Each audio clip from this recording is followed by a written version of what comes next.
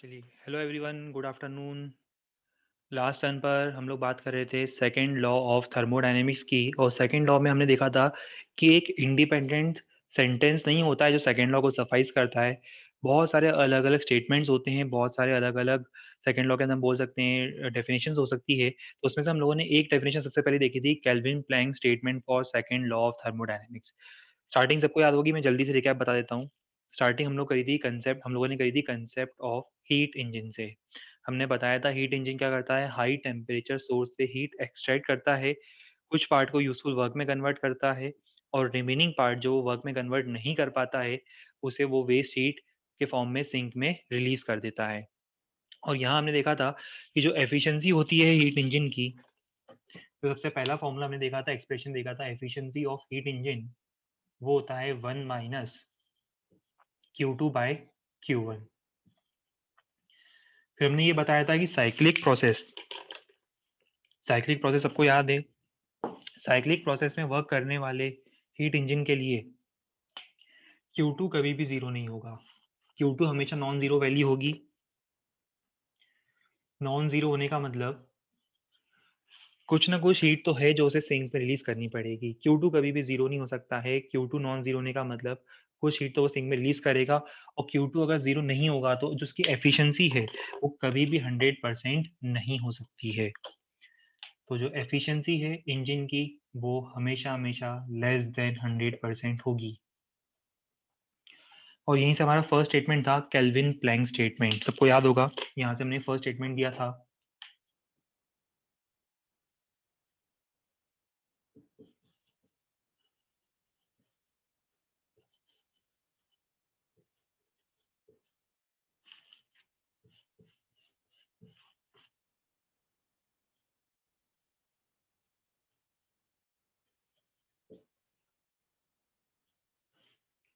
For second law of thermodynamics, तो kelvin Planck statement की बात हुई थी।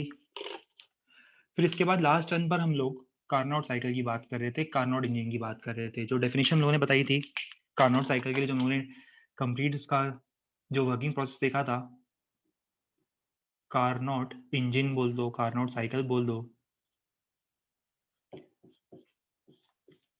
मैं ग्राफ फिर से ड्रॉ नहीं कर रहा हूँ, आपको ग्राफ याद आ रहा होगा। आइसोथर्मल एक्सपेंशन, फिर एडियाबैटिक एक्सपेंशन, फिर isothermal compression followed by adiabatic compression. और इस पूरे प्रोसेस में हम लोगों ने जब फाइनली इसकी एफिशिएंसी फाइंड करी थी तो वो एफिशिएंसी आ रही थी, यही सेम फॉर्मूले को हमने कन्वर्ट किया था, तो एफिशिएंसी कन्वर्ट होके आती है 1 माइनस T2 बाय T1। जितनी भी एफिशिएंसी सब फ्रैक्शनल एफिशिएंसी है, 100 से मल्टीप्लाई करने पर ही हमें परसेंटेज एफिशिएंसी मिलेगी। थोड़ा सा हम लोग इस पर और डिटेल में फोकस करते हैं, क्योंकि यहाँ से ही हमारे पास एक और स्टेटमेंट आने वाला है। हम इसी फॉर्मूले पर थोड़ा सा और डिटेल में फोकस करना चाहते हैं।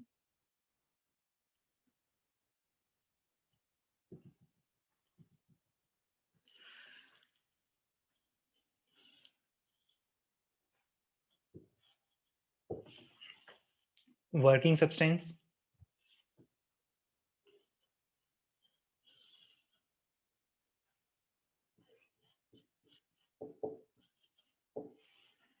हाई टेम्परेचर सोर्स, टेम्परेचर है T1, कुछ हीट एक्सट्रैक्ट करेगा, कुछ पार्ट यूजफुल वर्क में कन्वर्ट करेगा, रिमेनिंग पार्ट वेस्ट हीट के फॉर्म में रिलीज कर देगा इन लो टेम्परेचर सिंक।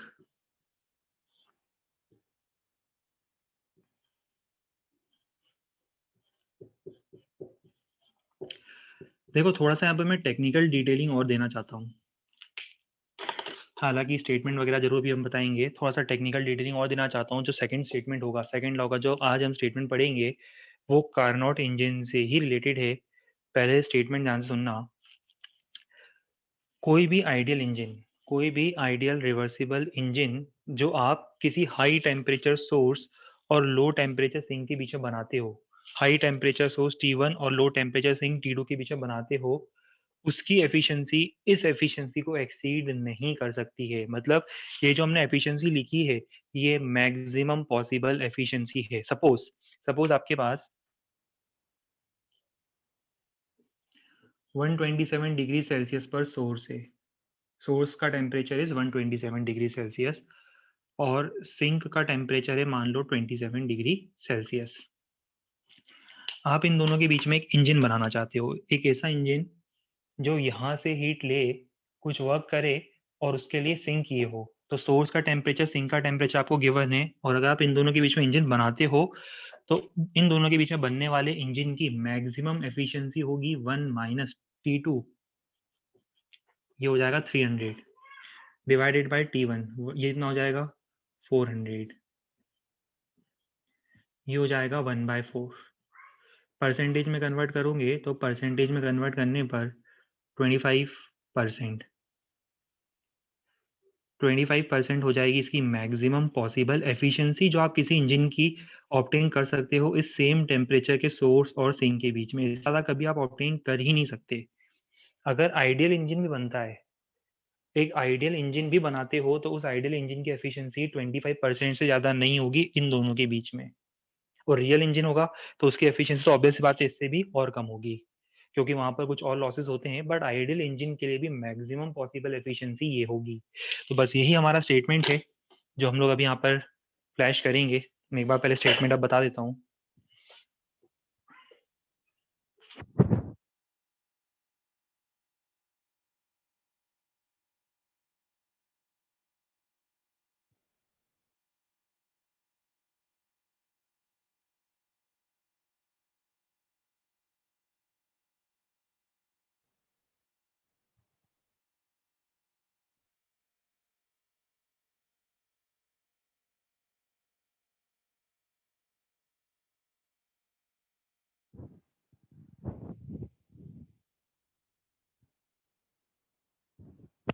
तो स्टेटमेंट नंबर 2, स्टेटमेंट नंबर 1 तो आपको याद होगा, स्टेटमेंट नंबर 1 हम ऑलरेडी पढ़ चुके हैं, ये रहा स्टेटमेंट नंबर 1।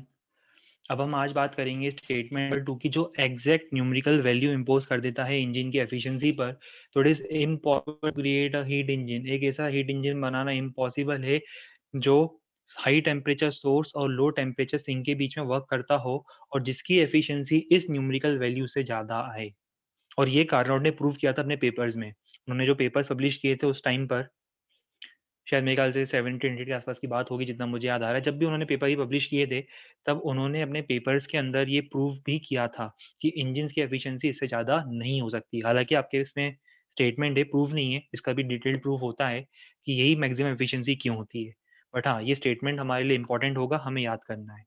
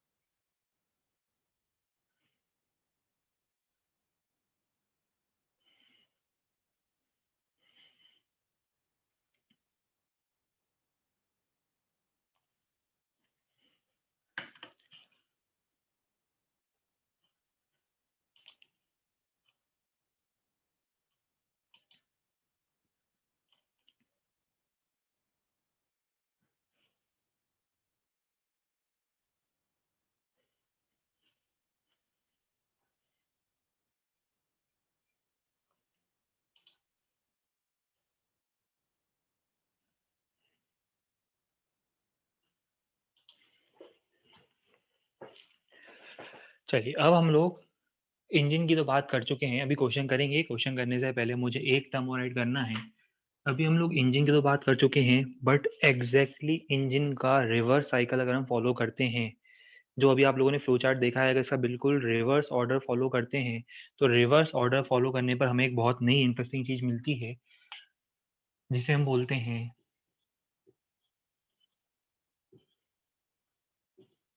Refrigeration cycles. देखो, ये जो दोनों चीजें आप लोगों के सामने लिखी गई है, एक तो इंजन की कंप्लीट थ्योरी और रेफ्रिजरेशन साइकिल की कंप्लीट थ्योरी, आप ऐसा मान सकते हो कि ये 20th सेंचुरी के बहुत बड़े इन्वेंशंस में से एक है। अगर मैं बात करता हूँ रेफ्रिजरेशन साइकिल की, इंपॉर्टेंस बता देता हूँ, इंपॉर्टेंस क्या है। जो आप लोग कोल्ड स्टोरेज वगैरह देखते हो, कोल्ड स्टोरेज हो गया, आपका रेफ्रिजरेटर हो गया, एसी की फंक्शनिंग हो गई, जो एयर कंडीशनिंग सिस्टम वर्क करते हैं, चाहे वो सेंट्रलाइज्ड एसी हो, चाहे स्प्लिट एसी हो, जिस तरह के कूलेंट सिस्टम वर्क करते हैं, ये सब कुछ जो होता है, ये बेस्ड होता है on some famous refrigeration cycle. So again, engineering perspective से, डेली एप्लीकेशन, प्रैक्टिकल लाइफ के पर्सपेक्टिव से अगर हम देखें, तो ये बहुत इंपॉर्टेंट रहता है। न सिर्फ ये रेफ्रिजरेशन साइकिल, बल्कि इन जनरल थर्मोडायनेमिक कंसिडरेशन हमारे लिए इंजीनियरिंग पॉइंट ऑफ व्यू से बहुत ज़्यादा इम्पोर्टेंट होता है। तो अब हम लोग कैनोड इंजन की तो बात कर चुके हैं। इंजन का हमने एक ही साइकिल देखा, हालांकि और साइकिल होते हैं, जैसे मैंने बताया था, इससे पहले वाले टर्न पे भी बताया था। डीजल इंजन का साइकिल होता है, पेट्रोल इंजन का एक अलग साइकिल होता है, तो बहुत सारे अलग अलग साइकिल्स होते हैं। रुडोल्फ साइकिल होता है, ऑटो साइकिल होता है। बट हमारा जो कंसर्न था, अभी जितना था आप लोगों के सिलेबस के पॉइंट ऑफ व्यू से, उतना हमने डिटेल में डिस्कस करा है। अब हम लोग बात करेंगे रेफ्रिजरेशन साइकिल्स की। तो देखो, आइडियली रेफ्रिजरेशन साइकिल क्या होता है? Heat engine working in exact reverse order. अगर मैं हीट इंजन का ये जो फ्लो चार्ट है, इसका ऑर्डर रिवर्स कर दूं, तो रिवर्स करने पर मुझे मिल जाएगा रेफ्रिजरेशन साइकिल। जैसे कहने का मतलब ये है कि अगर मैं रेफ्रिजरेशन साइकिल ड्रॉ करता हूँ, तो आपको कुछ इस टाइप से दिखेगा। अगेन हमारे पास होगा वर्किंग सब्सटेंस, मैं शॉर्ट में लिख रहा हूँ उसको WS। वैसे ये गैस होती है यूजुअली। फिर अगेन यहाँ पर हमारे पास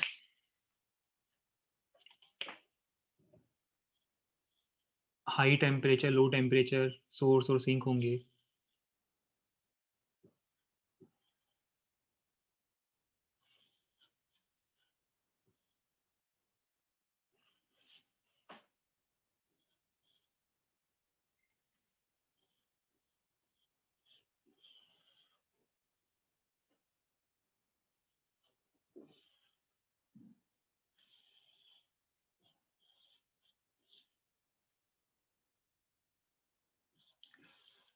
अच्छा, इन जनरल, इससे पहले कि अब मैं इसके डिटेल कैलकुलेशन की बात करूं, बस मुझे मैसेज करके जल्दी से इतना बता दो कि रेफ्रिजरेशन साइकिल में इन जनरल आप क्या एम अचीव करना चाहते हो? रेफ्रिजरेशन साइकिल का बेसिक पर्पस क्या होता है, कुछ आइडिया? बिल्कुल शॉर्ट में अगर आपसे कोई पूछता है, सिंगल वर्ड या सिंगल लाइन में पूछता है कि रेफ्रिजरेशन साइकिल की हेल्प से क्या होने वाला है, तो आप एग्जैक्टली आपके माइंड में क्या आता है? रेफ्रिजरेशन साइकिल की हेल्प से हम लोग क्या अचीव करना चाहते हैं? हीट कहाँ से एक्सट्रैक्ट करना चाहते हैं? हाँ, कूलिंग डेफिनेटली है, पर हीट कहाँ से एक्सट्रैक्ट करना चाहते हैं? सोच लो, हाई टेम्परेचर से हीट एक्सट्रैक्ट करना चाहते हैं या लो टेम्परेचर से हीट एक्सट्रैक्ट करना चाहते हैं? सोच लो इस बारे में थोड़ा और। बिल्कुल सही। हम लोग यहाँ पर, हमारा जो पर्पस है वो ये है कि ऑलरेडी कोई चीज़ लो टेम्परेचर पर है,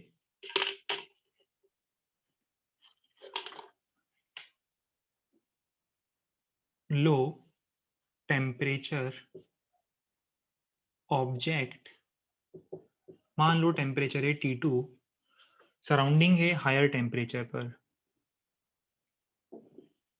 हाई टेम्परेचर सराउंडिंग टेम्परेचर है T1। अब यहाँ पर एक इंटरेस्टिंग चीज़ देखो, हम अटेन क्या करना चाहते हैं? हम ऑलरेडी कोई चीज़ जो लो टेम्परेचर पर है, उसका टेम्परेचर और रिड्यूस करना चाहते हैं। पहले ही किसी चीज़ का टेम्परेचर कम है, हम उसको और कूल करना चाहते हैं। जैसे एग्जांपल, मान लो समर्स में आपको वाटर को आइस में कन्वर्ट करना है। अब वाटर का जो टेम्परेचर है वो पहले से ही कम है, 20-25 डिग्री सेल्सियस है, जबकि सराउंडिंग का टेम्परेचर है 40-45 डिग्री सेल्सियस। अब आपको क्या करना है, जो वाटर ऑलरेडी कम टेम्परेचर पर है उसमें से और हीट निकालनी है और उसको हाई टेम्परेचर में सप्लाई करना है। तो देखो ये जो साइकिल है ना अपने आप नहीं हो सकता। हमें पता है हमें पता है कि सेकेंड लॉ प्रोसेस को डायरेक्शन देता है और अपने आप ये पॉसिबल नहीं है कि हीट लो टेम्परेचर से निकल के हाई टेम्परेचर में चली जाए। क्या ये अपने आप पॉसिबल है कि लो टेम्परेचर से हीट निकल के अपने आप हाई टेम्परेचर में चली जाए, ऑब्जेक्ट और कूल डाउन हो जाए और सराउंडिंग का टेम्परेचर और बढ़ जाए?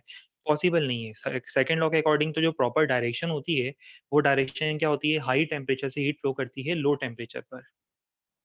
अब देखो इसका रिवर्स पॉसिबल है पर वो अपने आप नहीं होगा, वो हमें करवाना पड़ता है। कहने का मतलब ये है कि हम लो टेम्परेचर से भी हीट एक्सट्रैक्ट कर सकते हैं। देखो यहाँ पे मैं लो टेम्परेचर से हीट एक्सट्रैक्ट कर रहा हूँ।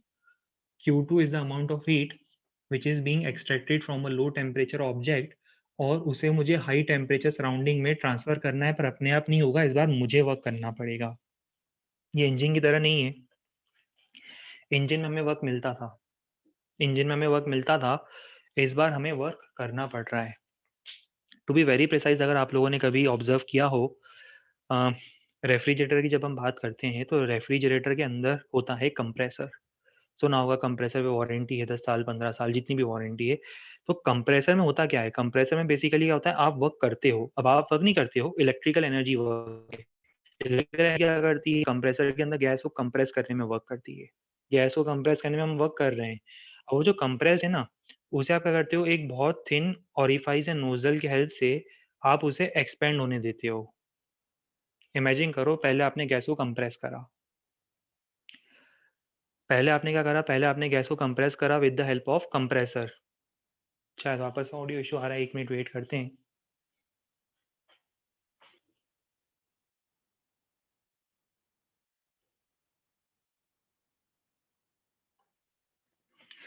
चलिए, तो सेम चीज आप लोगों ने देखी होगी, एयर कंडीशनिंग सिस्टम में बाहर कंप्रेसर लगा होता है। आपने देखा होगा कि बाहर जो है कंप्रेसर लगा होता है, तो वो बेसिकली वो कंप्रेसर क्या करता है, या रेफ्रिजरेटर का कंप्रेसर क्या करता है, वो क्या करता है, गैस के ऊपर वर्क करता है। देखो आप गैस के ऊपर वर्क करके उसे कंप्रेस करते हो। अब वो जो कंप्रेस गैस है ना, उसे एक बहुत स्मॉल ऑरिफाइस में से सडनली एक्सपैंड होने देते हो। तो जब वो गैस स्मॉल ऑरिफाइस में सडनली एक्सपैंड होती है, तो गैस का एक्सपेंशन हमने पढ़ा होगा कि वो गैस कूल होती है। जब सडन एक्सपेंशन होता है, एक थिन ऑरिफाइस से निकलने वाली गैस का जब सडन एक्सपेंशन होता है तो गैस कूल होती है। अब जब वो कूल होती है गैस, उसके बाद आप उसको क्या करते हो, फूड जो कंपार्टमेंट होता है उससे पास करते हो। अब वो क्या करती है, फूड में से हीट एक्सट्रैक्ट कर लेती है, क्योंकि गैस का टेम्परेचर कम है, हीट एक्सट्रैक्ट करती है। हीट एक्सट्रैक्ट करने का मतलब अब उसका टेम्परेचर बढ़ गया है। अब उसका टेम्परेचर बढ़ने के बाद वो पीछे आपने देखा हीट एक्सचेंजर लगे होते हैं, पाइप लगे होते हैं, हीट एक्सचेंजर होते हैं, हीट एक्सचेंजर के पाइप लगे होते हैं। तो बस वो जो हीट एक्सचेंजर के से गैस जाती है, वहाँ हीट फिर से लूज कर देती है हाई टेम्परेचर सराउंडिंग में। तो इन शॉर्ट, वैसे से डिटेल्ड साइकिल्स भी होते हैं, बहुत डिटेल में ये साइकिल पढ़े जाते हैं इंजीनियरिंग में। बट हमें फ्लो चार्ट बहुत ज़्यादा हमारे रेलेवेंट है, फ्लो चार्ट समझ में आना चाहिए। हम लो टेम्परेचर ऑब्जेक्ट से हीट निकाल कर with the help of some work, अपने आप नहीं होगा, with the help of some work हम लो टेम्परेचर ऑब्जेक्ट से हीट निकाल कर उसे हाई टेम्परेचर सराउंडिंग में थ्रो कर सकते हैं। तो बेसिकली रेफ्रिजरेशन साइकिल क्या है, an ideal refrigeration cycle can be considered as a heat engine और Carnot engine working in exact opposite order. Heat engine बोलना ज़्यादा सही है वैसे, heat engine working in exact opposite order. देखो हीट इंजन इसका जस्ट अपोजिट था, वो हाई टेम्परेचर से हीट निकालता था, वर्क में कन्वर्ट करता था और लो टेम्परेचर सिंक में हीट फेंक देता था। अब देखो पूरा साइकिल रिवर्स हो गया है। ये देखो पूरा का पूरा जो साइकिल है वो इसका तुम्हें बिल्कुल रिवर्स दिखाई देगा। हालांकि मैं इसमें अभी कोएफिशिएंट ऑफ परफॉर्मेंस की बात भी करूंगा।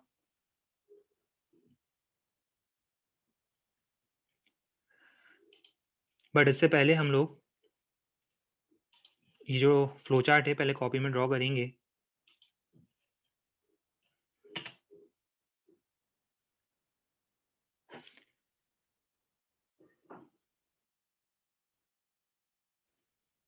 यहाँ पर हाई टेम्परेचर पे कोई ऑब्जेक्ट नहीं है, सराउंडिंग है। सराउंडिंग मतलब आप जो हीट रिलीज करते हो, जैसे एसी का कंप्रेसर हो गया या आपका रेफ्रिजरेटर हो गया, वो जो हीट होती है वो हीट सराउंडिंग में रिलीज करता है, जो कि ऑलरेडी हायर टेम्परेचर पे प्रेजेंट होता है।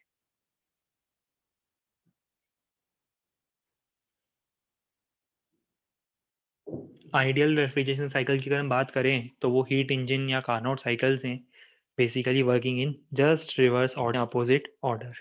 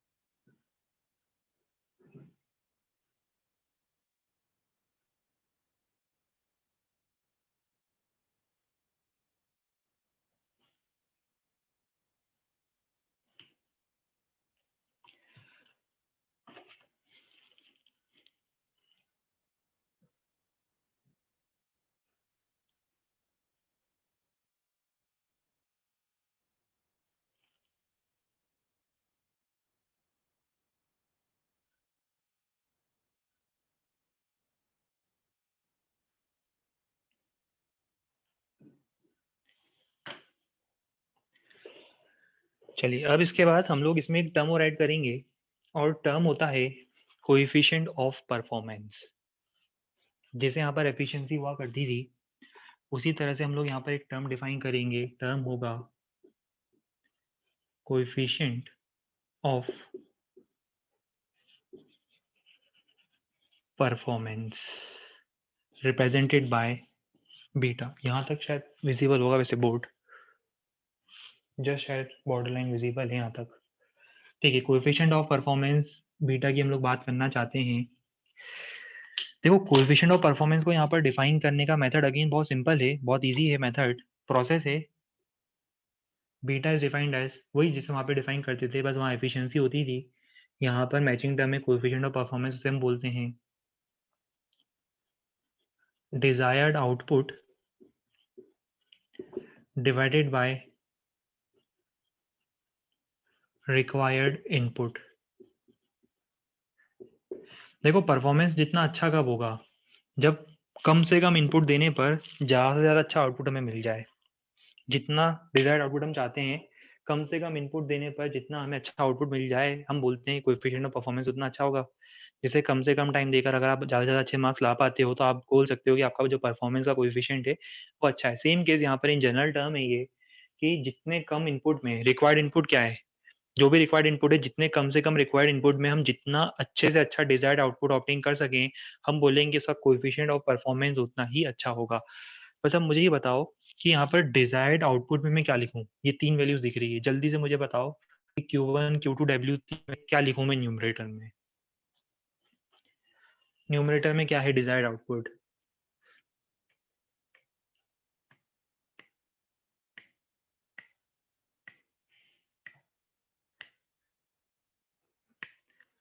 बहुत बढ़िया। वैसे 30-40% स्टूडेंट ने सही बताया है, 70% जो क्राउड है उसने गलत बताया है अभी तक। देखो डिजायर्ड आउटपुट वो लोग सोच रहे हैं Q1 है, Q1 आउटपुट नहीं है। डिजायर्ड आउटपुट पता है क्या है? डिजायर्ड आउटपुट समझने वाले समझ गए इतनी देर में कि डिजायर्ड आउटपुट है Q2। Q2 क्यों है वो मैं बताऊंगा। आप रेफ्रिजरेटर से डिजायर्ड आउटपुट आउटकम क्या चाहते हो? आउटकम आप ये चाहते हो क्या कि वो ज़्यादा हीट बाहर सराउंडिंग में फेंके? सराउंडिंग में कितनी हीट फेंक रहा है उससे हमें कोई मतलब नहीं है। सराउंडिंग में जितनी हीट फेंकनी है वो फेंके, हमें उससे कोई मतलब नहीं है। हम चाहते हैं हमारा डिजायर्ड आउटकम है, आउटकम क्या है हमारा, हम चाहते हैं उस रेफ्रिजरेटर से कि वो ज़्यादा से ज़्यादा हीट एक्सट्रैक्ट करे, ज़्यादा से ज़्यादा हीट एक्सट्रैक्ट करे। ये हमारा डिजायर्ड आउटकम है उस रेफ्रिजरेटर को यूज़ करने का। हम चाहते हैं कि जितनी ज़्यादा Q2 एक्सट्रैक्ट करेगा वो हमारे लिए उतना अच्छा होगा। तो डिजायर्ड आउटपुट या डिजायर्ड आउटकम हमारा क्या है? Q2 है। Q2 is the desired outcome. और उसके लिए इनपुट क्या देना पड़ रहा है? वो इंजन को, कंप्रेसर को हमें जो इलेक्ट्रिकल एनर्जी है वो प्रोवाइड करनी पड़ रही है, वर्क डन करेगा वो उसके बाद। मतलब डिजायर्ड आउटपुट तो ये हो गया, और रिक्वायर्ड इनपुट क्या है? W work done is the required input. अपने आप नहीं हो रहा है, वर्क डन करना पड़ रहा है तब जाके पॉसिबल हो रहा है। तो नीचे क्या आएगा? डब्ल्यू आएगा। बस अगर ये क्लियर हो गया है तो आगे की इक्वेशन तो बहुत ही ज़्यादा इजीली क्लियर हो जाएगी आगे। ये है इसका कोएफिशिएंट ऑफ परफॉर्मेंस, जिसको कि हम लोग अब आगे थोड़ा सा और सिंप्लीफाई करते हैं। अभी 2 मिनट देख लेना, पहले समझ लो। क्या मैं इसको सही सकता हूँ? Q2 upon work done. Work done को मैं क्या लिखूँ? देखो Q2 plus W is equal to Q1, तो इसको मैं लिख सकता हूँ Q1 माइनस Q2। कुछ बात समझ में आ रही है? कुछ नहीं करा है, एनर्जी कंजर्वेशन अप्लाई करा है। लिख लेना अपने कॉपी में अगर समझ में नहीं आए तो। Q2 plus W equals to Q1, तो W equals to Q1 minus Q2। ठीक है, ये नोट करने के बाद अब समझना, मैं अभी लिखवा दूंगा, से अच्छे से लिखवा दूंगा, पर देख लो पहले भी समझ लो, बस कंसेप्ट भी समझ लो सिर्फ। ये नोट करने के बाद मैं ऐसा कर सकता हूँ क्या इसको? Q2 by Q1।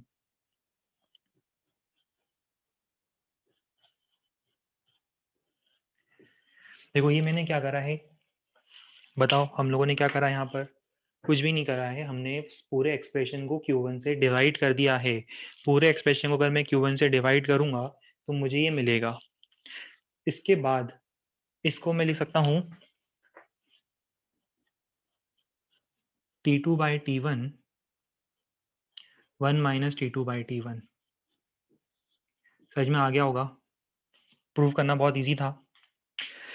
देखो पहली बात तो ये कि अगर मैं इसको रिवर्स कर देता तो मुझे इन दोनों के बीच में क्या मिल जाता, कार्नोट साइकिल मिल जाता।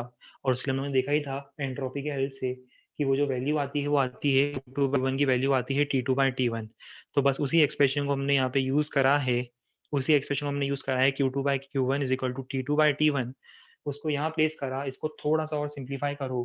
सिंप्लीफाई करने पर आपको इसका कोएफिशिएंट ऑफ परफॉर्मेंस मिल जाएगा। लास्ट स्टेप में इसका कोएफिशिएंट ऑफ परफॉर्मेंस हो जाएगा T2/T1 माइनस T2।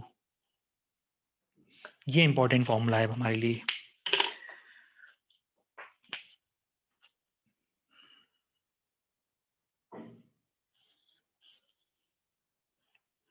ये है काम का फॉर्मूला, ये है इंपॉर्टेंट फॉर्मूला। जैसे उसके लिए एफिशिएंसी का फॉर्मूला इंपॉर्टेंट हुआ करता था, इसके लिए कोएफिशिएंट ऑफ परफॉर्मेंस का फॉर्मूला एक्सप्रेशन इंपॉर्टेंट है। एक्सप्रेशन है T2/T1 minus T2।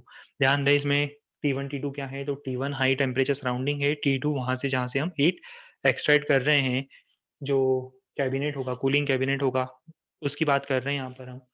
Cooling compartment होगा उसकी बात कर रहे हैं। और T1 है हाई टेम्परेचर सराउंडिंग, हो जाएगा कोएफिशिएंट ऑफ परफॉर्मेंस का एक्सप्रेशन।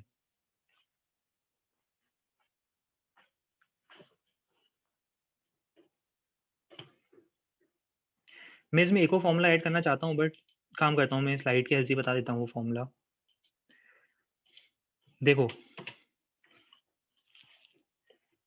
अभी हम लोगों ने कोएफिशिएंट ऑफ परफॉर्मेंस पढ़ा, हम लोगों ने ये भी डिराइव कर लिया कि ये इतना होना चाहिए, इतना आना चाहिए। ठीक है, अब एक काम करना, ट्राई करना, प्रूव करने की कोशिश करना, हो जाएगा बहुत इजीली प्रूव, कि अगर मैं उन दोनों टेम्परेचर के बीच में, चलो एक काम करो पहले ना लिखो, मैं बताता हूँ ये लास्ट पॉइंट आया कहाँ से। किसी को अगर ट्राई करना है कर लेना, अदरवाइज मैं खुद ही बता दूंगा कैसे आता है लास्ट पॉइंट। इसको भूल जाओ, बस अभी यहाँ तक लिखो।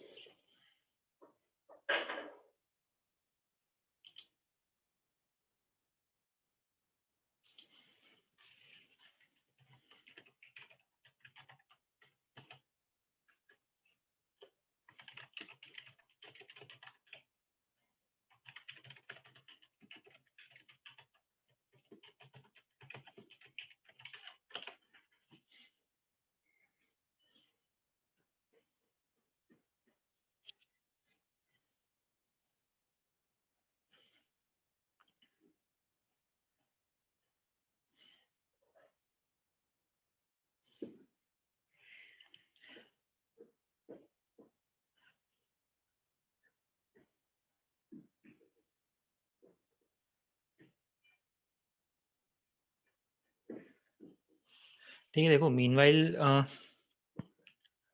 मीनवाइल मुझे कुछ जैसे डाउट आते हैं इस टाइप के कि can Carnot engine be made और इज इट कम्प्लीटली थ्योरेटिकल। तो देखो मैं थोड़ा सा ना, है अगेन वो थोड़ा सा डिटेल टेक्निकल पॉइंट, बट मैं थोड़ा सा ब्रीफली बताने की कोशिश करूंगा इसको। देखो होता क्या है कि रियल लाइफ में एक ट्रेड ऑफ होता है, ट्रेड ऑफ आपको करना पड़ेगा बिटवीन स्पीड या टोटल आपको एनर्जी आउटकम कितना मिल रहा है एंड एफिशिएंसी। जैसे डायरेक्टली आपको इंजन के टर्म से तो अभी शायद समझ में ना आए, बट ऐसे समझ के चलो, आप एग्जाम देते हो, आपकी एफिशिएंसी कभी 100% होती है क्या? नहीं होती है। ठीक है, चलो, पर आप आपकी एफिशिएंसी मैक्सिमाइज जरूर कर सकते हो। मैक्सिमम एफिशिएंसी मैक्सिमाइज करने के लिए, एफिशिएंसी को मैक्सिमाइज करने के आपको पता क्या करना पड़ेगा? आपको एग्जाम बहुत स्लोली देना पड़ेगा। कुछ बात समझ रहे हो? अगर आपको आपकी एफिशिएंसी मैक्सिमाइज करनी है तो आपको एग्जाम बहुत स्लोली देना पड़ेगा, बहुत स्लोली। एक क्वेश्चन में 10 मिनट लो, 15 मिनट लो, बिल्कुल गलत नहीं होगा, गलत होने के चांसेस बहुत कम होंगे। कंसेप्चुअल मिस्टेक हो सकती है पर कैलकुलेशन मिस्टेक तो नहीं होगी। तो देखो यहाँ पर क्या हो रहा है, आपने आपकी एफिशिएंसी तो बढ़ा दी, close to maximum possible efficiency, जितनी आप मैक्सिमम पॉसिबल एफिशिएंसी अटेन कर सकते हो, कंसेप्ट वाली मिस्टेक हटा दो तो आप जितनी मैक्सिमम एफिशिएंसी अटेन कर सकते हो, आप उसके पास तो आ गए, पर इसके आपको प्रोसेस बहुत स्लोली करना पड़ा। तो देखो इस पूरे प्रोसेस में एफिशिएंसी तो बढ़ गई, पर आउटकम क्या निकला? मार्क्स तो कम ही रहेंगे, एफिशिएंसी बहुत ज़्यादा होने से क्या हुआ? ओवरऑल मार्क्स तो कम रहेगा क्योंकि आपने वॉल्यूम ही कम करा है चेंज, मतलब इन द सेंस आपने क्वेश्चंस ही कम अटेम्प्ट करे हैं। अब यहीं पर एक दूसरा स्टूडेंट है जो एफिशिएंसी से थोड़ा-सा कॉम्प्रोमाइज़ करता है, प्रोसेस को इतना स्लो करता है जितना होना चाहिए स्लो, थोड़ा-सा स्पीड कर देता है, स्पीड अप कर देता है। तो देखो क्या हुआ, थोड़ा-सा स्पीड अप करने पर क्या हुआ, उसकी एफिशिएंसी थोड़ी-सी कम ज़रूर हुई है, पर उसका जो आउटकम होगा वो कंपैरेटिवली बेटर होगा। क्यों? क्योंकि वो ज़्यादा नंबर ऑफ क्वेश्चंस अटेम्प्ट कर रहा है। तो ओवरऑल सेम केस इंजन के साथ होता है। ऐसा नहीं है कि आप कार्नोट इंजन जितनी एफिशिएंसी का इंजन बना नहीं सकते हो। बनाने के लिए तो आप कार्नोट इंजन का एफिशिएंसी का इंजन बना दो, पर वो क्या होगा, वो क्वासी स्टैटिक प्रोसेस होता है। मीन्स उस प्रोसेस को आपको रिवर्सिबल साइकिल में बहुत स्लोली करना पड़ेगा। अब इतना स्लोली कर रहे हो, एफिशिएंसी तो मिल जाएगी आपको मैक्सिमम कार्नोट इंजन के इक्वल, पर उसका रियल लाइफ में कोई यूज़ ही नहीं है। देखो इंजन कितना स्लो होगा वो वाला। एफिशिएंसी ज़रूर आपको मैक्सिमम मिल गई जितनी हो सकती थी, 1 माइनस T2/T1, पर अगेन प्रॉब्लम क्या होगी कि वो जो इंजन होगा, वो इंजन जो होगा वो बहुत स्लो होगा। तो वो हमारे लिए किसी प्रैक्टिकल यूज़ का नहीं है। एफिशिएंसी ज़रूर बढ़ गई, पर अगेन उसने जितना हमें चाहिए था वर्क, या जितना उसको हीट को वर्क में जल्दी कन्वर्ट करना चाहिए था, उतना नहीं कर पाया।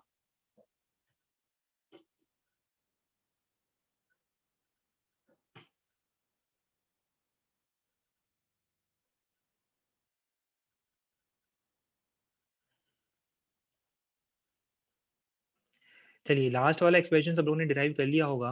देखो लास्ट वाला एक्सप्रेशन में आपको करना क्या था,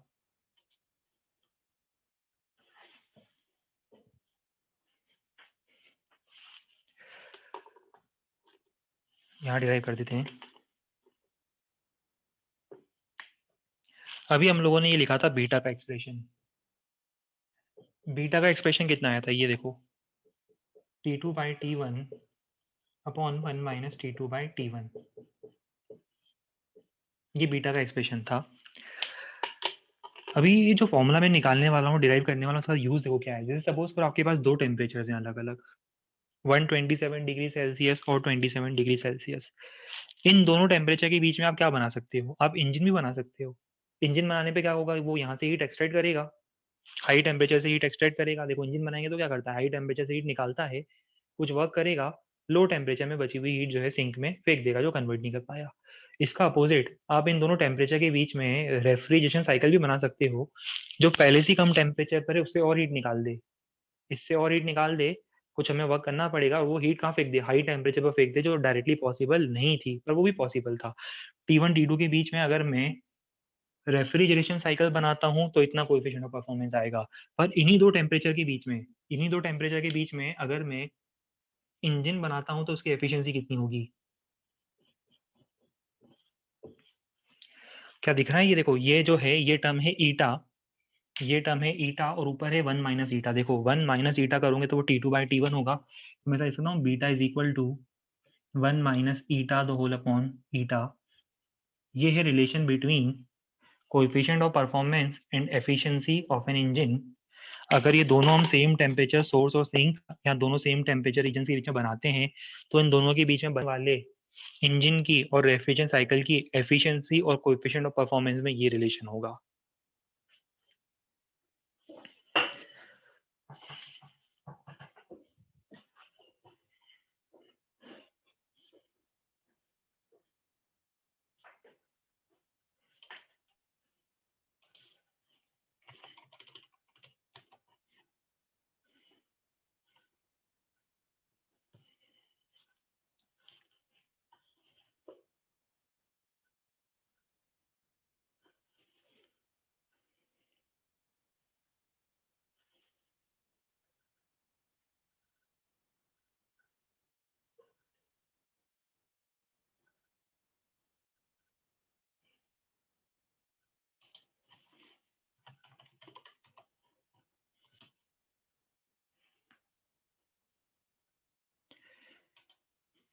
तो ये नोट कर लिया होगा। अब यहाँ पर हम लोग एक फाइनल स्टेटमेंट उड़ने वाले हैं। ये पढ़ने के बाद अच्छा ये मीनवाइल आगे हम लोग क्वेश्चंस में करेंगे भी, जब आप कभी देखना डिटेल में रेफ्रिजरेटर वगैरह लेते हो तो उनकी जो बुकलेट होती है ना उसमें उनका कोएफिशिएंट ऑफ परफॉर्मेंस मेंशन्ड होता है, लिखा होता है कोएफिशिएंट ऑफ परफॉर्मेंस इतना है। हालांकि इस पर हम भी क्वेश्चन ट्राई करने वाले हैं, बट इससे पहले हमें एक स्टेटमेंट और ऐड करना है, Clausius statement for second law. इन्होंने भी अपना एक स्टेटमेंट दिया, इन्होंने भी अपना एक वर्जन दिया सेकेंड लॉ का, जो कि आपको शायद बहुत ज़्यादा इजीली क्लियर हो गया होगा। एक ऐसा रेफ्रिजरेशन साइकिल बनाना इम्पॉसिबल है जो कि ऑटोमेटिकली ऑटोमेटिकली लो टेम्परेचर से हीट निकालता रहे, जो कि ऑटोमेटिकली लो टेम्परेचर से हीट निकालता रहे। ये देखो लो टेम्परेचर पे पहले ये उससे हीट निकालता रहे और उसे हाई टेम्परेचर सराउंडिंग में सप्लाई कर दे without the requirement of work. Possible है, पर कब पॉसिबल है? वर्क करने पर होगा। ऐसा नहीं कि बिना वर्क करे ही वो ऑटोमेटिकली 50 जूल यहाँ से निकाल के 50 जूल यहाँ फेंक देगा। देखो ये भी सही है फर्स्ट लॉ के अकॉर्डिंग, तो फर्स्ट लॉ को कोई फर्क नहीं पड़ता है। फर्स्ट लॉ तो बस ये देखता है कि यहाँ पे भी बैलेंस शीट देखो बिल्कुल परफेक्टली आपको यहाँ पे मैचिंग दिख रही होगी। एक का नुकसान हुआ, दूसरे का फायदा हुआ। 50 जूल यहाँ से निकला, 50 जूल वहाँ चला गया। फर्स्ट लॉ को कोई फर्क नहीं पड़ रहा है किसका नुकसान हो रहा है किसका फायदा हो रहा है। फर्स्ट लॉ के लिए सब एक जैसा है।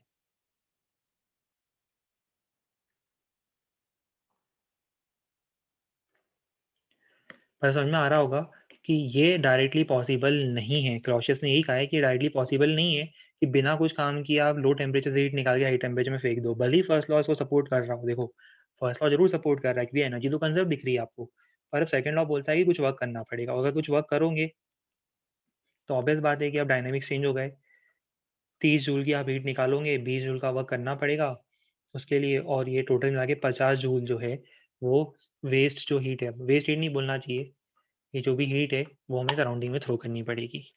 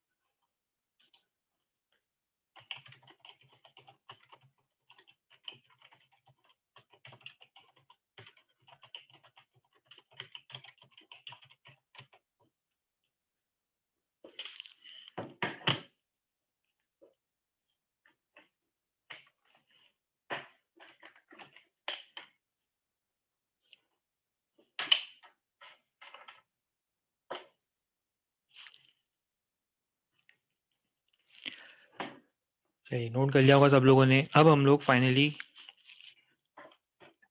इसके ऊपर क्वेश्चंस ट्राई कर सकते हैं।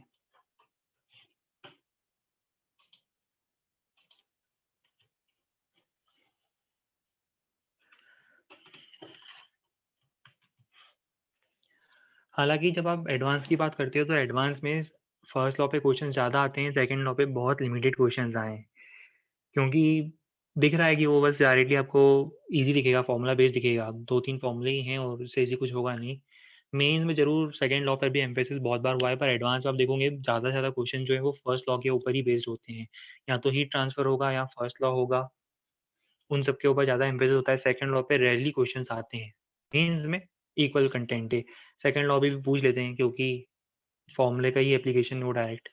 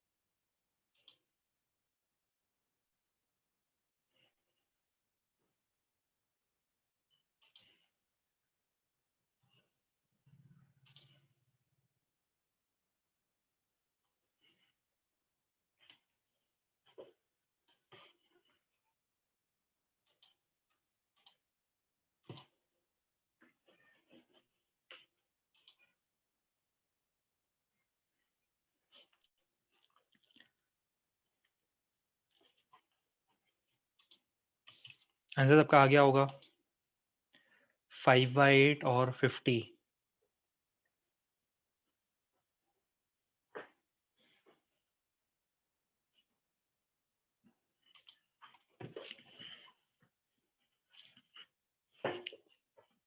से डायरेक्टली दिख रहा है।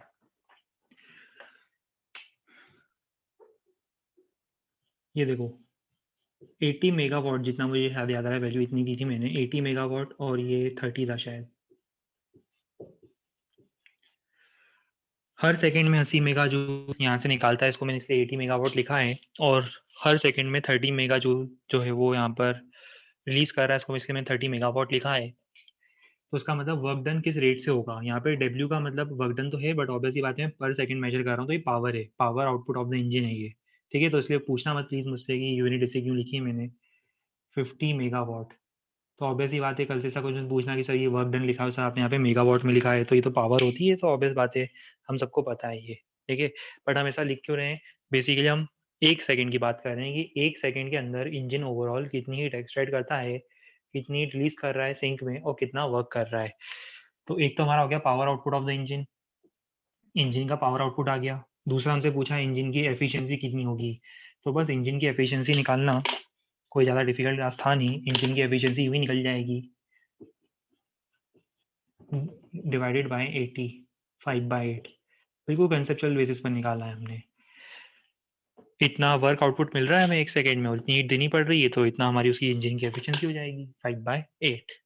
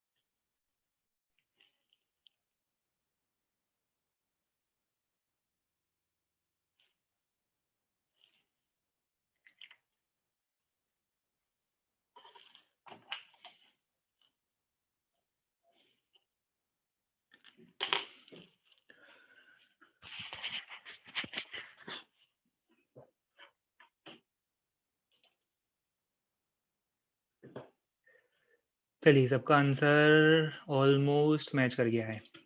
देखो आंसर मैं पहले डिस्प्ले कर देता हूँ।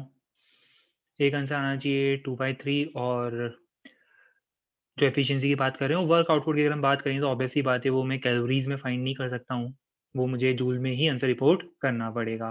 ठीक है, हीट होता तो कैलोरीज में बता सकते थे, बट वर्क के लिए हम कभी भी कैलोरीज यूज नहीं कर सकते हैं, तो उसे मुझे जूल में ही कन्वर्ट करके बताना पड़ेगा। हीट के लिए दोनों ऑप्शन अवेलेबल थे। तो देखो क्या दिया हुआ है 627, 27 और 500। 3 चीजें दी हुई हैं। 627 तो हमें ये दिया हुआ है,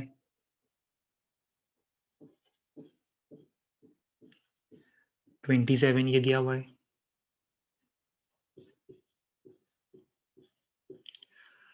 और साथ में हमें ये दिया हुआ है कि 500 कैलोरी की हीट जो है वो एक्सट्रैक्ट करता है। यहाँ तक की इंफॉर्मेशन हमें गिवन है। चलो पहले तो हम लोग एफिशिएंसी फाइंड कर लेते हैं। एफिशिएंसी से इजी यहाँ पर कुछ नहीं है। एफिशिएंसी हो जाएगी 1 माइनस T2/T1। बस एक ही बात का ध्यान रखना है, कन्वर्जन करना है केल्विन में। T2 27 डायरेक्टली मत लेना, और ये कितना हो जाएगा 627 900। तो बस एफिशिएंसी आ गई। एफिशिएंसी आ गई कितनी, 1 माइनस 1/3 2/3, 2/3 की एफिशिएंसी आ गई। वर्क आउटपुट पूछा है। अब हमें पता है एफिशिएंसी क्या होती है। एफिशिएंसी होती है work output upon heat input. Efficiency work output upon heat input. तो यहाँ से मेरा वर्क आउटपुट कितना आ जाएगा इस केस में, 2/3 टाइम्स ऑफ Q1। बस अब हमें यहाँ पर Q1 लिखना है। तो Q1 जब हम लिखेंगे तो Q1 दिया हुआ था 500, उसको बस मैं 4.186 से मल्टीप्लाई कर दूंगा तो कन्वर्जन हो जाएगा जूल्स में। ये मेरा फाइनेंस आ जाएगा, work done unit joule.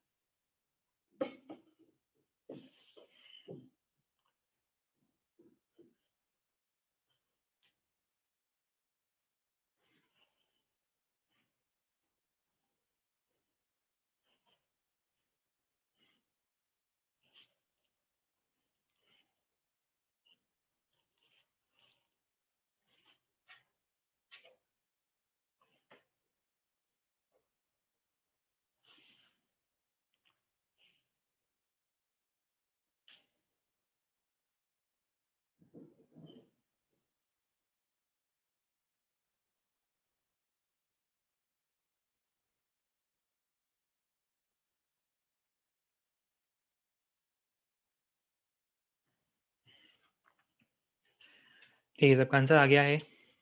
Answer आना चाहिए ग्रेटर देन 500 केल्विन हो मिनिमम पॉसिबल। 500 उससे कम तो नहीं पॉसिबल है, होगा तो टेम्परेचर या तो उतना होगा या उससे ज़्यादा ही होगा। तो देखो क्या गिवन है, 200 की हीट एक्सट्रैक्ट करता है, 120 की सिंक में रिलीज करता है, और सिंक का टेम्परेचर गिवन है 300।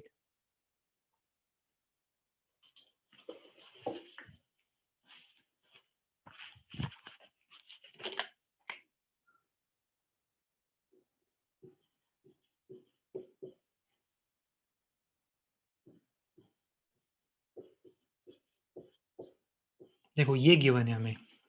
तो ये जो इंजन था इस इंजन का वर्क आउटपुट कितना होगा? इस इंजन का वर्क आउटपुट हमें दिख रहा है कि इसका वर्क आउटपुट होगा 80 जूल। डिफरेंशियल एरिया बस बेसिकली वर्क आउटपुट होगा। अब इस इंजन की जो एफिशिएंसी है वो कितनी आ रही है? इस इंजन की एफिशिएंसी आ रही है 80/200, 2/5। अब ये जो एफिशिएंसी आ रही है, ये एफिशिएंसी कार्नोट से तो कम ही होगी। ये जो भी एफिशिएंसी आ रही है इस इंजन की, ये एफिशिएंसी जो होगी वो किससे कम होगी? कम या इक्वल बोल सकती हो। अगर बहुत ही ज़्यादा आइडियल इंजन बना दिया आपने तो उसकी एफिशिएंसी इसके बराबर हो सकती है, ज़्यादा तो हो नहीं सकती। तो ये जो एफिशिएंसी आई है इस इंजन की वो उससे होगी कम, 1 - T2/T1। बस आगे हेल्प नहीं करूँगा, कैलकुलेशन पार्ट है, इससे ज़्यादा कुछ ईजी होगा नहीं। वैल्यू रख देना T2 की 300 रख देना, आपको T1 ऑटोमेटिकली उसमें मिल जाएगा। इन टर्म्स ऑफ इनइक्वालिटी आपको T1 मिल जाएगा ग्रेटर देन और इक्वल टू 500 केल्विन। अगर कार्नोट हुआ तो 500, कार्नोट नहीं हुआ तो उतनी एफिशिएंसी के लिए सोर्स का टेम्परेचर और ज़्यादा हाई लेना पड़ेगा, तब जाके उतनी एफिशिएंसी हमें मिल पाएगी।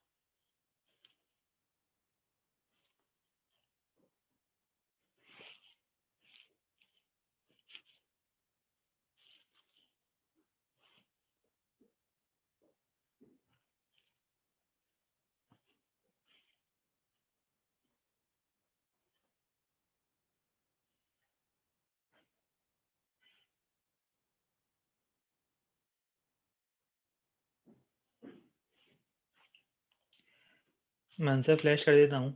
इसका जो आंसर आना चाहिए, कोएफिशिएंट ऑफ परफॉर्मेंस होगा 3 और रेट ऑफ हीट रिजेक्शन होगा 8 किलोवाट।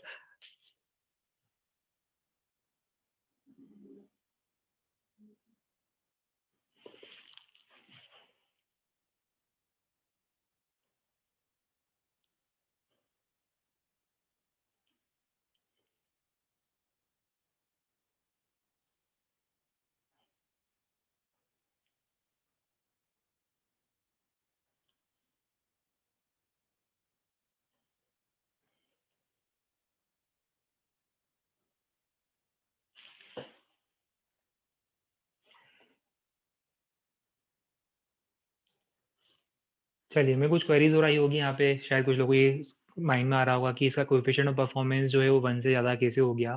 देखो यही इसीलिए यही रीज़न था कि हम लोगों ने इसको टर्म जो था इसको हमने एफिशिएंसी ना डिफाइन करते हुए हम इसको कोएफिशिएंट ऑफ परफॉर्मेंस डिफाइन करते हैं। मतलब वो कम वर्क में ज़्यादा हीट एक्सट्रैक्ट कर पा रहा है और वो पॉसिबल है। देखो मतलब ज़्यादा वर्क नहीं करना पड़ रहा है आपको। अगर ये मान के चलो आप 10 जूल का वर्क करते हो तो 10 जूल के वर्क में वो 30 जूल की हीट जो है वो निकाल सकता है।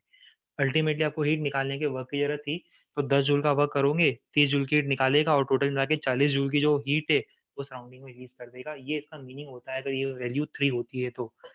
कोएफिशिएंट ऑफ परफॉर्मेंस जितना ज़्यादा होगा, रेफ्रिजरेटर हमारे लिए उतना ही अच्छा होगा, उतनी ही कम एनर्जी में वो उतनी अच्छी कूलिंग कर पाएगा।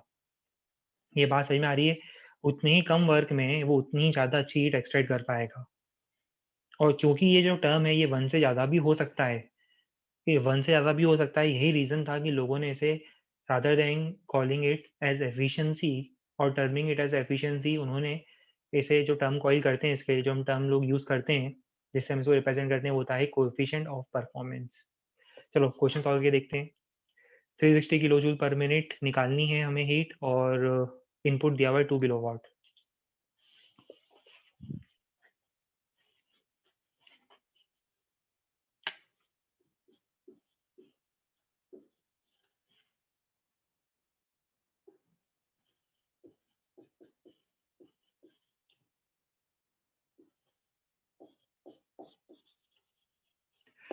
देखो अगेन ये क्वेश्चन मत पूछना कि सर ये वर्क को हम किलोवाट में क्यों लिख रहे हैं। वो बेसिकली हम ये बताना चाह रहे हैं कि उसकी जो पावर इनपुट है, पावर रिक्वायरमेंट है, वो कितनी है। ठीक है, तो इसकी जगह यहाँ पे पी हो जाएगा, ऑब्वियस बात है, वो सब कुछ मैं पर सेकंड मेजर करने वाला हूँ। 360 किलो जूल पर मिनट का मतलब बताओ। 360 किलो जूल पर मिनट को हम कन्वर्ट कर सकते हैं, डिवाइड बाई 60 कर देना, तो कितना हो जाएगा 6 किलोवाट। मैं डायरेक्ट लिख रहा हूँ इसको, अब डाउट मत पूछना, ये डायरेक्ट लिख रहा हूँ मैं इसको 6 किलोवाट। तो बताओ इसका कोएफिशिएंट ऑफ परफॉर्मेंस कितना होगा। डिजायर्ड आउटपुट जो कि Q2 है divide by required input W हो जाएगा 6/2 3 के इक्वल। तो एक तो हमारा आंसर ये हो गया 3, कोएफिशिएंट ऑफ परफॉर्मेंस आ गया 3। अब दूसरा पूछा है किस रेट से वो सराउंडिंग में हीट रिजेक्ट कर रहा है। तो देखो 6 निकाली, 2 हमने काम किया, टोटल मिला के कितना हो जाएगा Q1 rate of heat rejection. जगह ही नहीं कहीं, यहाँ लिख देते हैं Q1 हो जाएगा 8 किलोवाट। ये सेकंड आंसर होगा।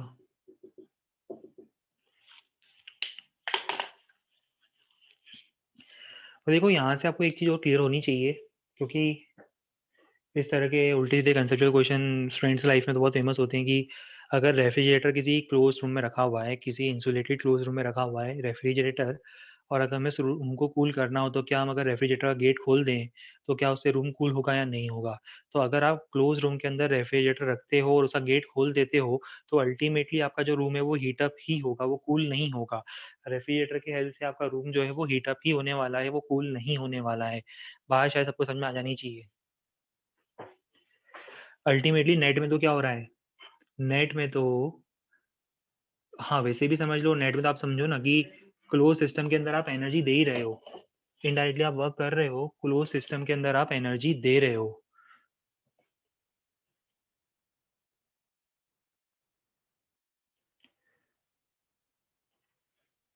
नहीं, एफिशिएंट जो कोएफिशिएंट ऑफ परफॉर्मेंस है वो हमेशा जरूरी नहीं है 1 से ज़्यादा हो। देखो आपको थोड़ा सा मैथ्स लगाओ यार, कम ऑन, चलो ऐसा क्यों पूछ रहे हो। देखो ये सब देखो सामने लिखा हुआ है सब आपके, मैंने ये देखो, पढ़ो, थोड़ा बहुत हल्का सा लॉजिक लगा लो, आपको खुद ही क्लियर हो जाएगा। बीटा को मैं क्या लिख सकता हूँ, यहाँ से पढ़ो क्या लिखा है, 1 ईटा -1, दिख रहा है कुछ ये देखो इस फॉर्मूले को देखो, 1/ईटा-1।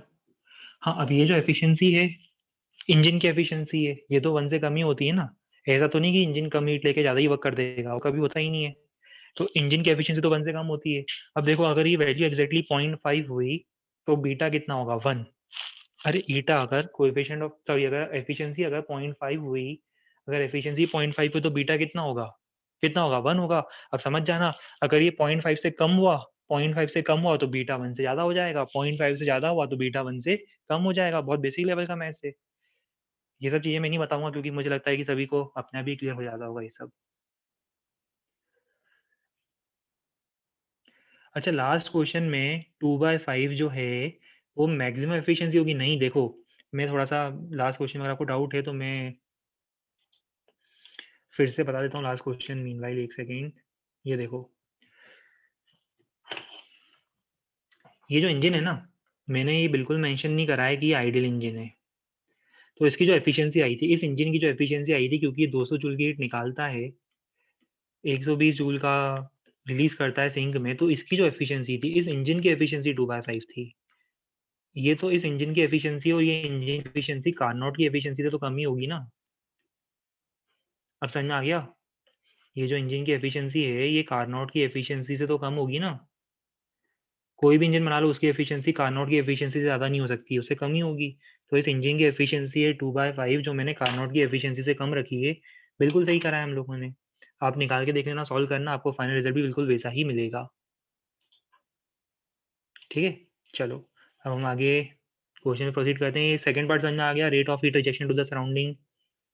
एक सेकंड में रेट ऑफ हीट रिजेक्शन समझ में नहीं आया? देखो, रेट ऑफ हीट रिजेक्शन में समझने वाली कुछ बात ही नहीं है ना। 6 किलोवाट हीट निकाली। अच्छा, एक मिनट, स्क्रीन शेयर से हटा देते हैं।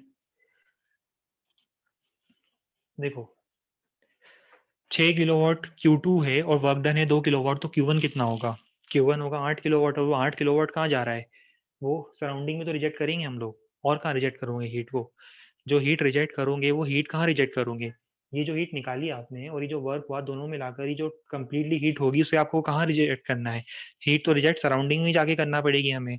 पीछे देखो, आपने देखा होगा रेफ्रिजरेटर के पीछे आपने देखा होगा कि वो हीट एक्सचेंजर्स लगे होते हैं, वो हीट रिजेक्ट करते हैं सराउंडिंग में। देखना, वो पीछे गर्म होता है, टेम्परेचर ज़्यादा होता है, वो सराउंडिंग में हीट रिजेक्ट करते हैं। कभी आप देखना, आउटडोर यूनिट का जो कंप्रेसर होता है, एसी का आउटडोर यूनिट का जो कंप्रेसर होता है, उसमें आपने देखा होगा कि वो फैन लगे होते हैं, तो वो बाहर देखना, फैन में हाथ ला के देखना आगे, तो वो जो हॉट एयर है ना उसको ब्लो कर रहे होते हैं। तो वहाँ पे भी अंदर क्या होता है, हीट एक्सचेंजर्स लगे होते हैं। और हीट एक्सचेंजर जो वेस्ट हीट होती है, ये जो हीट होती है उसको सराउंडिंग में रिजेक्ट करते हैं। सराउंडिंग मतलब बाहर एयर जो होती है उसमें रिजेक्ट करते हैं। ठीक है,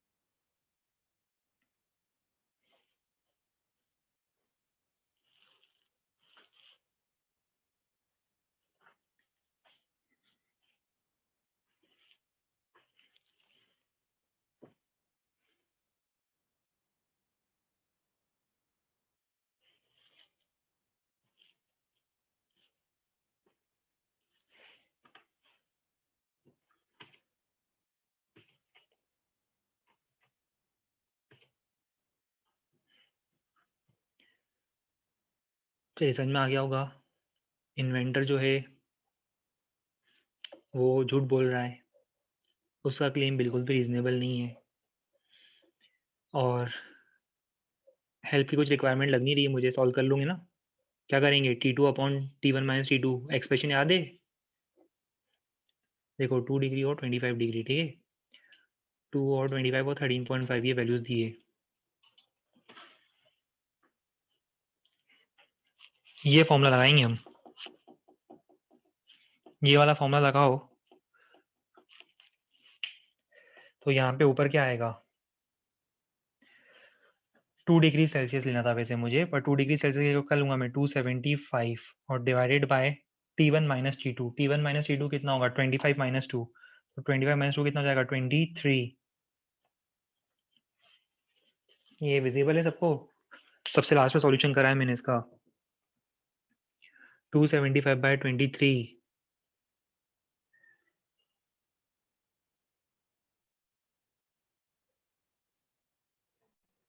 करीब करीब मुझे दिख रहा है, शायद 12 से थोड़ा सा कम आना चाहिए। 12 से थोड़ी सी कम आएगी वैल्यू, जितना मुझे दिख रहा है। और क्वेश्चन में मैंने कितना दिया था इन्वेंटर के लिए, वैल्यू क्या दी थी? वैल्यू दी थी 13.5। तो उसका मतलब सिंपल बात है, उसका जो क्लेम है वो बिल्कुल भी रीजनेबल नहीं है। 12 से थोड़ा सा कम आएगा, बिल्कुल सही, 11.95 आ रहा है, ठीक है। और जबकि वो क्लेम ही 13.5 कर रहा है, तो वो पॉसिबल नहीं। हाँ, उससे कम करता या चलो उसकी इक्वल भी कर लेता तो मेरे पास उसकी बात मान भी लेते।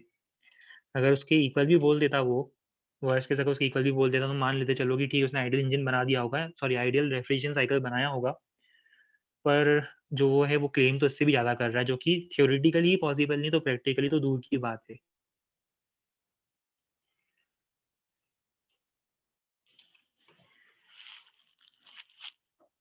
ठीक है, तो इन जनरल ये हुई हमारी एक बेसिक लेवल पे बात सेकेंड लॉ ऑफ थर्मोडाइनमिक्स की। ठीक है, जितना भी कुछ था सेकेंड लॉ में वो सब ये देख लो आपके सामने है, सब कुछ आपको एक साथ ही दिख जाएगा। सेकेंड लॉ ब्रीफली हम लोगों ने ये सब कुछ इसमें पढ़ा है। चलिए अब इसके बाद नेक्स्ट टाइम पर हम लोग डिस्कस करेंगे, जो हम लोग अगर डिफरेंट टर्म्स से रिलेटेड टू रेडिएशन हम उसकी बात करेंगे, वीन्स डिस्प्लेसमेंट लॉ। थोड़ा और ज़्यादा थ्योरेटिकल हो जाएगा वो वाला पोर्शन। ठीक है, हमारे सिलेबस में तो है पर पढ़ना पड़ेगा हमें। तो हम लोग वापस बात करेंगे हीट ट्रांसफर मैकेनिज्म्स की। ठीक है। अच्छा, मीनवाइल काफ़ी लोग के शायद मुझे मैसेज आए पेपर से रिलेटेड, तो आपका शायद डाउट क्लास आज लगी नहीं, शायद सर ने कोई इंटीमेशन नहीं दिया। तो आपकी जब भी डाउट क्लास होती है, तो आपकी जो डाउट क्लास होगी उसके अंदर इसी वीक वापस से एक बार सर को इन्फॉर्म कर देंगे, या आप अपनी तरफ से एक बार मैसेज ड्रॉप कर देना चाहिए अगर आपकी डाउट क्लास मिस हो गई है या शायद डाउट क्लास कंडक्ट नहीं हुई है जितना मुझे पता चल रहा है। तो एक बार सर को आप जस्ट मैसेज ड्रॉप कर देना, हो सकता है सर के माइंड से स्किप हो गया हो। तो जब भी आपकी इस वीक आप लोग रीअरेंज करवाते हो सर के हेल्प से, जब भी आपको कंफर्टेबल लगता है, हो सकता है आपकी बाकी डेज कुछ और डाउट क्लासेस होगी, तो आप एक बार जो आपके डाउट है उनसे बात कर लेना। और अकॉर्डिंगली जो भी कंफर्टेबल या कन्वीनियंट टाइम लगता है उस दिन सबसे पहले पेपर डिस्कशन शेड्यूल होगा और उसके बाद थर्मो का मॉड्यूल। और ये टॉपिक कंप्लीट होने के बाद हम लोग वापस आ जाएंगे मैकेनिक्स वाले पोर्शन पर।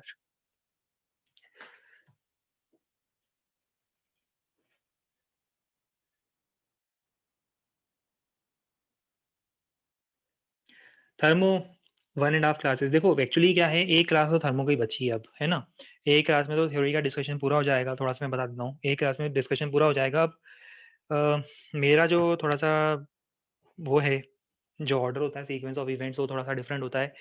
पहले मैं किसी भी टॉपिक के सारी चीज़ें बता देता हूँ। देखो अभी तक हम लोगों ने मॉडरेट क्वेश्चन करे, एक दो टफ क्वेश्चन करे होंगे, ज़्यादा नहीं करे। उसके अलावा हम लोगों ने पूरा कंसेप्ट समझ लिया। कंसेप्ट समझना इसलिए इंपॉर्टेंट था क्योंकि अब आपको, जब भी आप कोई बुक सॉल्व करते हो, तो आपको एटलीस्ट सारे कंसेप्ट पता है थर्मो के। ठीक है, इसके बाद दो चीज़ें हैं, या तो हम थर्मो के बहुत सारे क्वेश्चंस कर सकते हैं, अब कुछ अच्छे क्वेश्चंस कर सकते हैं, या फिर अब हम पहले जितने भी टॉपिक्स होते हैं आगे के वो सब कुछ कंप्लीट कर लें। और जब सब कुछ कंप्लीट हो जाए तो आप लोगों की प्रैक्टिस होती रहेगी। जैसे मान लो हम लोग ग्रेविटेशन एसएचएम की बात करते हैं, तो आप लोगों की प्रैक्टिस तो होती रहेगी। आपकी जो भी बुक्स रेफरेंस वगैरह आप यूज़ करते हो, एचसीवी हो गया या मॉड्यूल हो गया, उनसे तो आपकी प्रैक्टिस होती रहेगी। उसके बाद जब टॉपिक्स एंड हो जाते हैं, उसके बाद इन सभी टॉपिक से हम लोग 3-3 4-4 दिन जो है क्वेश्चंस, अलग से जो क्वेश्चंस होते हैं प्रैक्टिस के पॉइंट ऑफ व्यू से, वो ट्राई कर सकते हैं। एक फॉर्मेट ये होता है जो मैं यूजुअली फॉलो करता हूँ। और अदरवाइज दूसरा फॉर्मेट होता है कि हम लोग सिलेबस जो है उसको थोड़ा सा साइडलाइन करते हैं, इन द सेंस कि पहले हम एक ही टॉपिक जो है वो पूरा कंप्लीट परफेक्शन से करें। जैसे मान लो इसके जो बहुत सारे क्वेश्चंस होते हैं और डिस्कस करते रहें। बट मुझे पर्सनली उसमें फील होता है कि अब जैसे जैसे सेशन एंड होने की तरफ आ रहा है, काफ़ी लोग के स्कूल के एग्जाम आ जाएंगे, तो हमें कहीं न कहीं अपने माइंड में ये चीज़ भी रखनी पड़ेगी कि जो आगे के टॉपिक्स हैं, क्योंकि यूजुअली होता है फिर अदरवाइज़ वेव्स जो होता है ना, ऐसा टॉपिक है कि जो बहुत जल्दी करना पड़ता है हमें फिर। हम चाहते हैं कि इन सभी टॉपिक्स को हम लोग इतना टाइम एटलीस्ट दें कि जो कंसेप्चुअल क्लैरिटी होती है वो आ जाए। प्रैक्टिस तो देखो आप लोग कर सकते हो हमेशा-हमेशा से, तो प्रैक्टिस के लिए कोई दिक्कत नहीं है। और बाद में जब हमारे पास टाइम रहेगा, जब ये सारे टॉपिक्स कंप्लीट हो जाएँगे, तो उसके बाद ऑब्वियस सी बात है हम थर्मो की फिर से प्रैक्टिस और अच्छे से रिज़्यूम कर सकते हैं। SHM, waves, fluid mechanics, GPM, जितने भी टॉपिक्स हैं, ग्रेविटेशन, इन सब की प्रैक्टिस भी अलग से हम लोग रिज़्यूम कर सकते हैं। तो आइदर केस मुझे कोई प्रॉब्लम नहीं है। पर जो मुझे कंफर्टेबल फॉर्मेट लगता है वो ये होता है कि पहले हमें सारा नॉलेज मिल जाए, जितने भी कंसेप्ट होते हैं।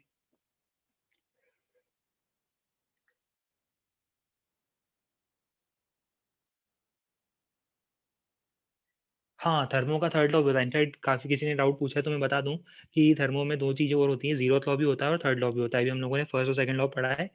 इसके अलावा ज़ीरोथ लॉ भी होता है और थर्ड लॉ भी होता है, ठीक है? फिज़िक्स पोर्शन कब ओवर होगा? ये तो सबसे टफ क्वेश्चन है कि ये देखो फिज़िक्स पोर्शन कब ओवर होगा, अब ये तो आगे के टॉपिक्स पर भी डिपेंड करता है। लेंथी हैं टॉपिक्स आगे के। आगे के जो टॉपिक्स हैं आप लोगों के, उसमें से देखो ग्रेविटेशन छोटा टॉपिक है। ग्रेविटेशन में इतना टाइम लगता नहीं है। एसएचएम है मॉडरेट टॉपिक पर, वेव्स थोड़ा-सा हेवी टॉपिक होगा, वेव्स हेवी है, फ्लूइड मैकेनिक्स वो बड़ा टॉपिक है, तो ये फ्लूइड मैकेनिक्स जीपीएम इंक्लूडेड है ना उसके अंदर, वो बड़े टॉपिक्स हैं बट हाँ, होपफुली हम मान के चल रहे हैं कि अब दिसंबर आने वाला है तो जनवरी 15 के आसपास तक हम एग्ज़ाम पॉसिबल मान के चल रहे हैं, हो जाना चाहिए। चलिए ठीक है, इसके बाद नेक्स्ट टाइम हम आगे कंटिन्यू करते हैं। Goodbye and take care.